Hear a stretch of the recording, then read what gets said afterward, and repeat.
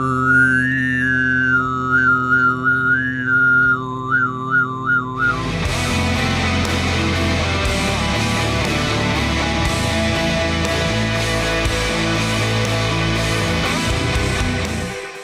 up, you T-Rexes and Stegosauruses? Mark with Kardavox Academy here.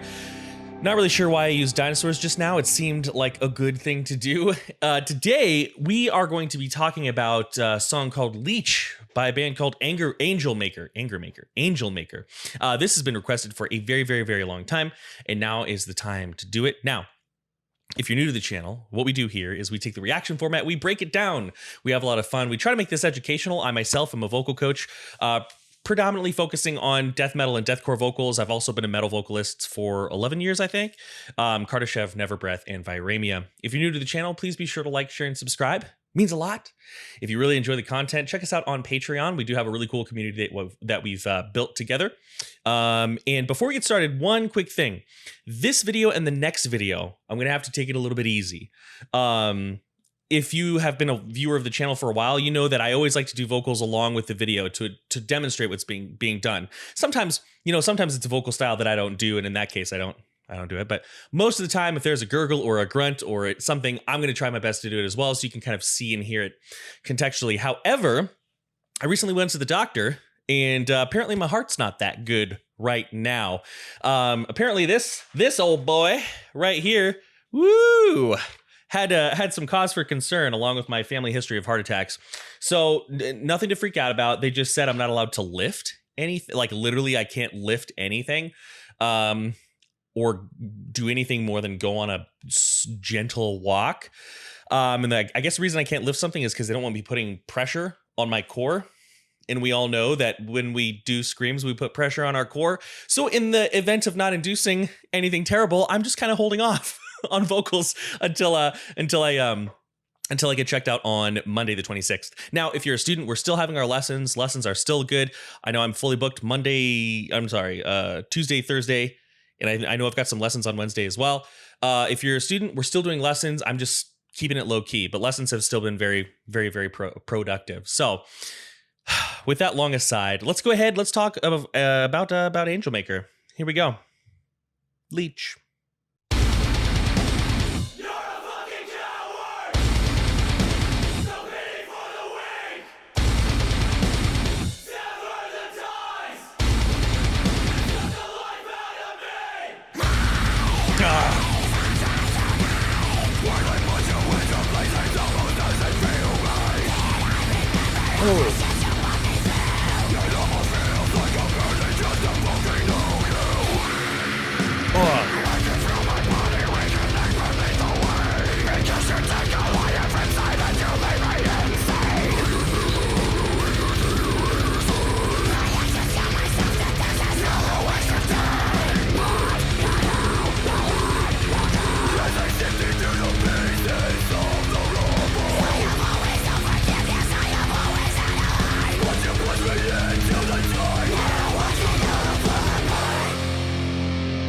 That sounds like a good place to take a quick second. So, one cool thing about this band that I didn't know, I did a little research prior to doing this video, is that they have two vocalists, Mike Greenwood and Cody Pierce, I believe.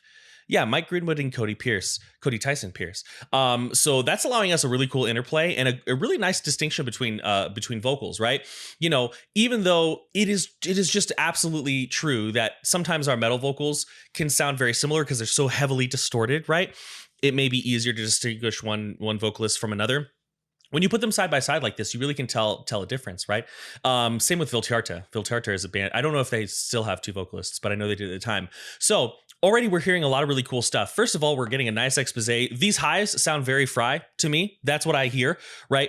And one thing that's really interesting is I'm hearing a little bit of an extra pulse of breath, right? He's letting a little bit of breath through. So it's not like, and again, I have to do this really quietly. I can't do it, full.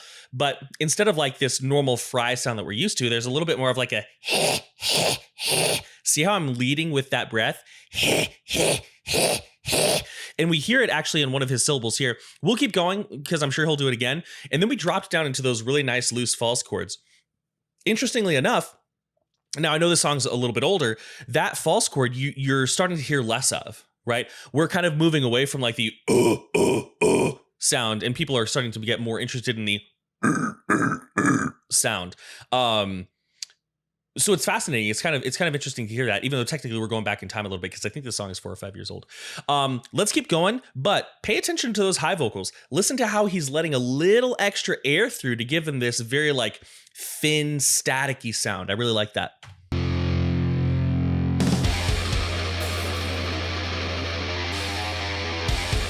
Here it comes. Here it comes.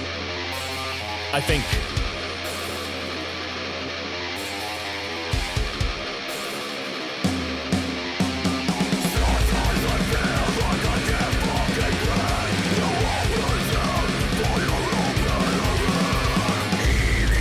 Oh!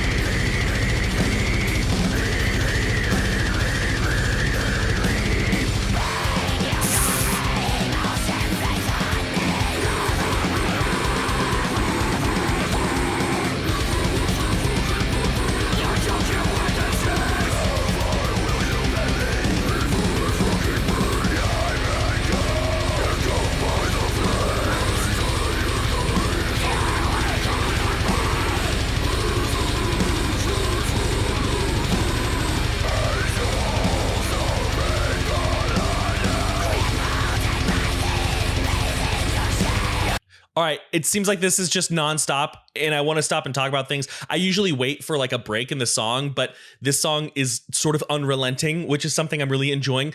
I want to talk about a couple things. First and foremost, those like really high, tight, squealy noises, those pig squeals. Some people say they're pig squeals, some people say they don't. Terminology, apples and oranges. But one thing that's really, really cool about those is how consistent and how like thin they sound. And I say thin here in a very good way. You know, our voice, I've talked about this in other videos, but our voice is this huge stack of frequencies, right? There's this massive stack of frequencies. And oftentimes when we're going for these really squealy sounds, what we're doing is we're taking our base form of distortion. I will say that fry tends to be, I think for most people, easier to make this sound with. You can do it with a false chord. It just has to be fairly compressed and fairly engaged. But if you're a fry vocalist, just from my experience in, you know, helping others, fry tends to be a little bit easier to make these like squealy sounds with. But we're finding this very like high, bright sound. So you can actually change the shape of your tongue in your mouth. You can do it by curling the front or curling the back, and you can find this overtone. We hear a lot in like, you know, certain types of throat singing or vocal harmonics. If you just Google vocal harmonics, you'll find all sorts of cool videos. But if we take this like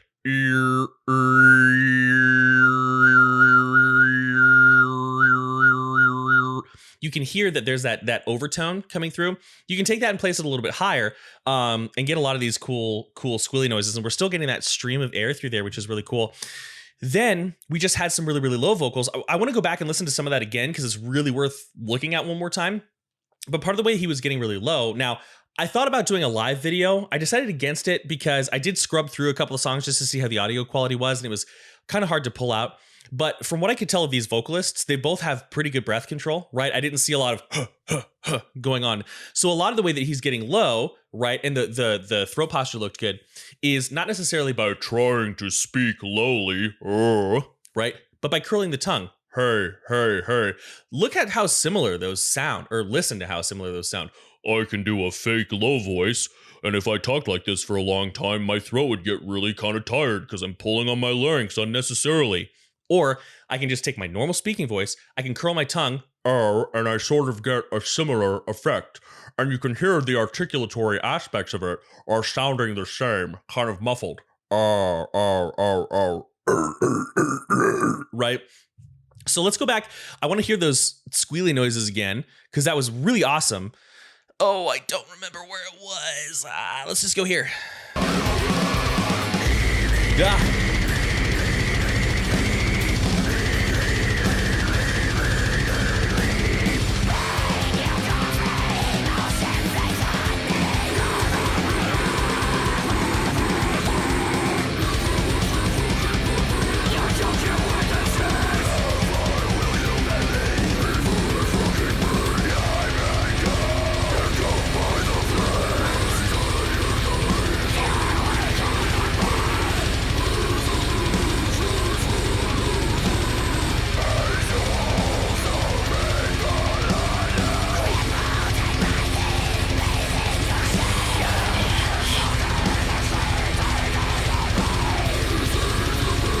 Now we had some of that tongue curl on the highs, right? So a lot of the highs so far have been here.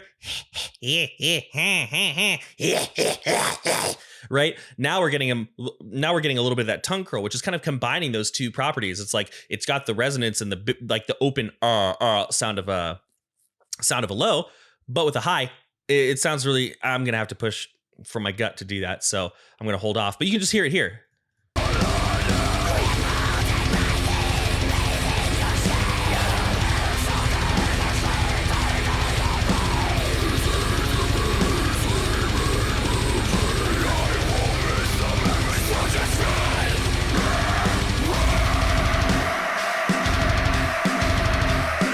Nice. Nice.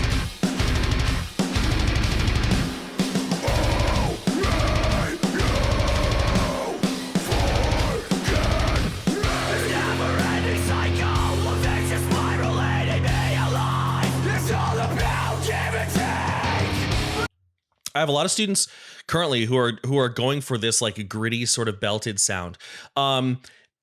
This gets called a lot of things. I think of it, even though we definitely have a lot of fry distortion, a very, very fry forward sound, I tend to think of it more as like a gritty belting or a gritty shout. Now, I want you to pay attention to something here. We're going to go back.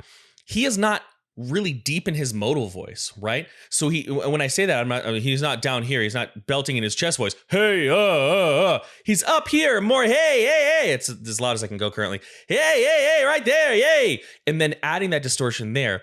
A lot of this type of stuff is going to be easier in the upper part of our modal voice, right? So we're not flipping, we're not flipping into a falsetto necessarily, but reaching the top of our speaking voice.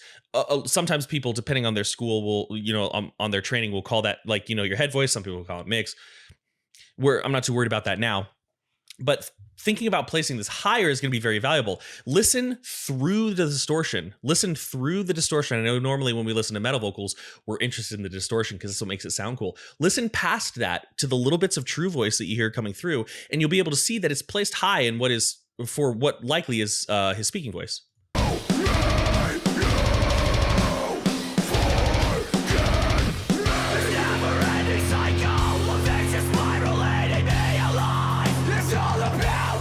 Yeah.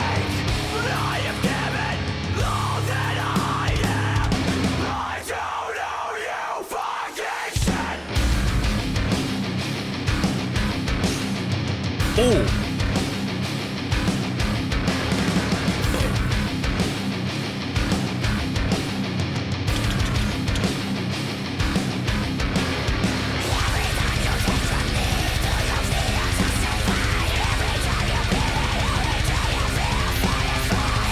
There's a lot of nasality on those highs, and I love that bass tone and the breakdown, that thumpy, clunky, glug, glug, glug.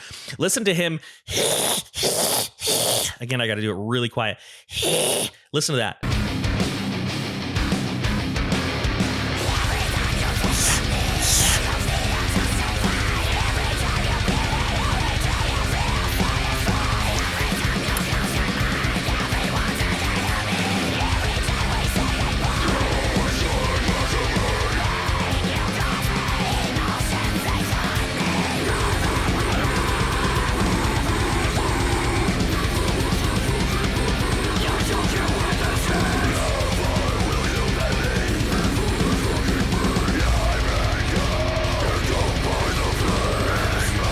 Nice.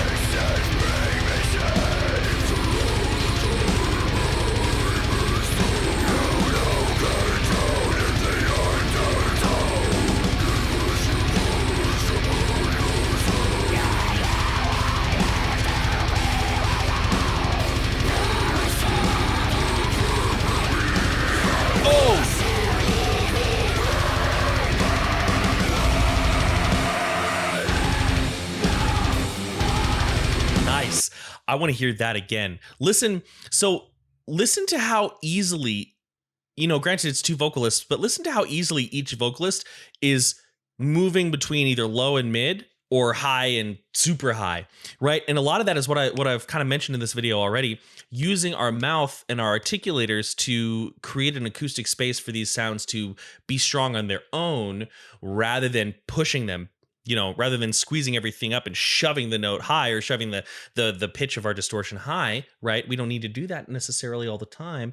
What we're doing instead is we're just kind of moving through registers in a relaxed fashion. Check this out. Very cool.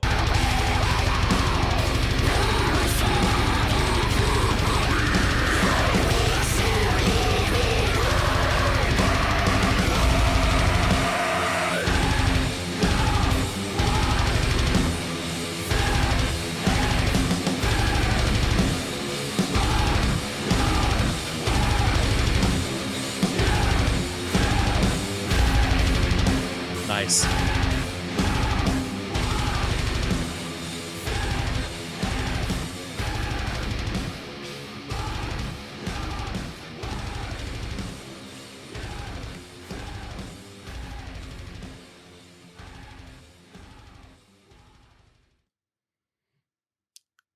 So that was awesome. There was a lot of cool stuff that we can talk about there, right? I think the main things that I found impressive there is the way that they were able to move between extreme. It sounds like they've got one of them handling most of like the highs and some of the mids, and then the other handling a lot of like the more like hardcore sounding, and hardcore is not the right word, but the more like shouted mids and then the lows. Sounds like they're kind of switching off, which makes a lot of sense, right?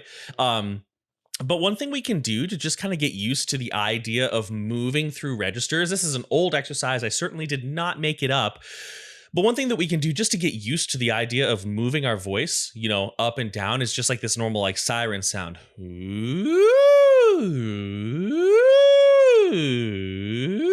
And you can pay attention to the way that it feels in your vocal anatomy, in your head, in your mouth, in your sinuses, in your neck, and in your chest as these sounds move through. Now, if you are able to do that, or you can do it with a lip roll if that's a little difficult, that'll help you keep the vocal folds together. If you're able to do that without squeezing, then you're on your way, right? A lot of the times when we think high, we think squeeze, but that's not necessarily the case. So again, a lot of really cool fry stuff here, some cool false chord stuff as well. I really like how the vocalist handling the highs sort of breathe through them. He would even onset his words sometimes with this thick, like almost cat hiss of an onset, like this aspirate, I'm sorry, not thick, thin, almost cat-like aspirate onset. He would do that again at more projected levels. But anyway, awesome suggestion. Loved the song. Definitely going to check more of these guys out. Again, I appreciate you all spending some time with us today, checking out this video. If you liked the content, please be sure to like, share, and subscribe. Check us out on Patreon if you want to. And as always, many thanks, much love. I'm out.